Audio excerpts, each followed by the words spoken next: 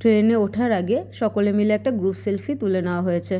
তো এখানে সকলে মিলে আমরা ট্রেনে উঠে পড়েছি। এখানে তোর্সা আর তোর্সার বন্ধুরা সব একসাথেই বসেছে। তোর্সার পাশে দেখো আত্রেয়ী বসে আছে।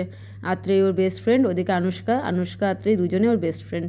তো তোর্সার বন্ধুদের সঙ্গে এই যে ম্যামের একটা সেলফি, তোর্সার ডান্স ম্যাম, এটা ডান্স ম্যামের সঙ্গে আমাদেরও সেলফি। তো এখানে দেখো, এখানে পরাগদা হাই করে দিচ্ছে। পরাগদা হলো আত্রেয়ীর বাবা।